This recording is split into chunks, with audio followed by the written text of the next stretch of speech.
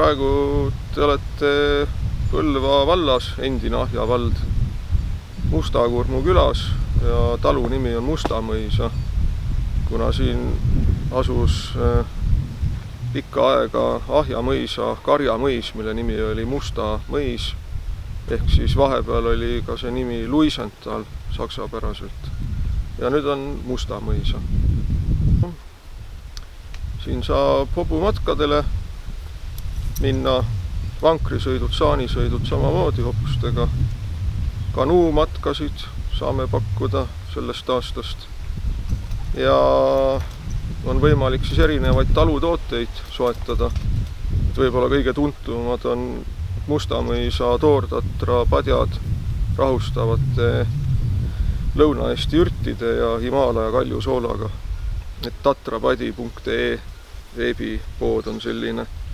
Ja nüüd õige pea laieneme siis selle padjavabrikuga nii-öelda ka Soome, et sai omandatud selline domeen Soomes nagu tatarityyny.fi ja õige pea siis avame Soomes ka nende Lõuna-Eesti tatrapatjade veebipoe. Et rääkides hobustest, siis tegemist on Eesti hobustega, inglise keeles siis Native Estonian Horse. Ja minul on nad valged ja siniste silmadega, kuigi enamalt jaolt Eesti hobused ei ole valged ja siniste silmadega, aga mulle lihtsalt meeldib selline kombinatsioon. Et eestlased on ju ka tihti siniste silmadega ja heledama nahaga.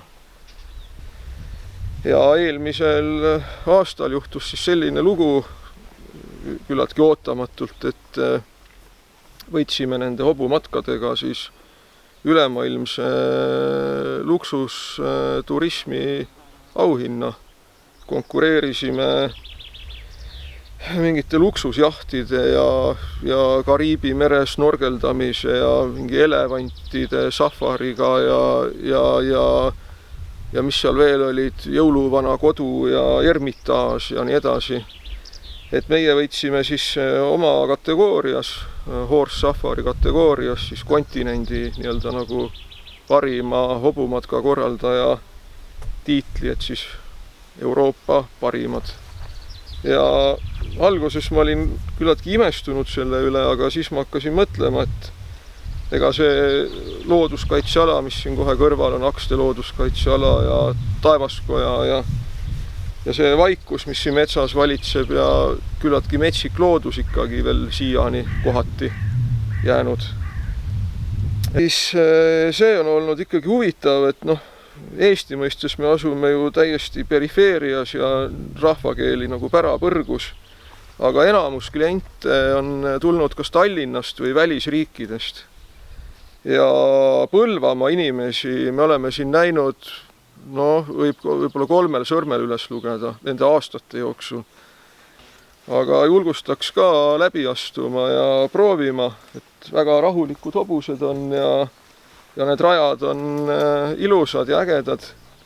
Et see on selline tore meditatiivne tegevus, samamoodi ka vankrisõidud, et kui soovite meid kuhugi Simmanile või külapeole või mõnele suuremale üritusele kutsuda, siis nüüd just eile registreerisime täiesti uue hobutreileri, kuhu mahub peale nii vanker kui 2 hobust, et saame kohale sõita ja teha lõbusõitu, et tuletada selliseid vanavanemate aegu meelde. Mis see roheline elu on? See on loomulik elu. Et loomulik on muidugi suhteline. Linnainimese jaoks on loomulik võib-olla teistsugune taust ja elustiil, aga kui siin väikeses tüüpilises Eesti hajakülas elada, kus meil on siin 33 suitsu või palju meil siin on praegu. Ega kui siin hakata nagu väga tossutama, siis naabrid tulevad, varsti koputavad värava peale, et kuule, mis sa teed.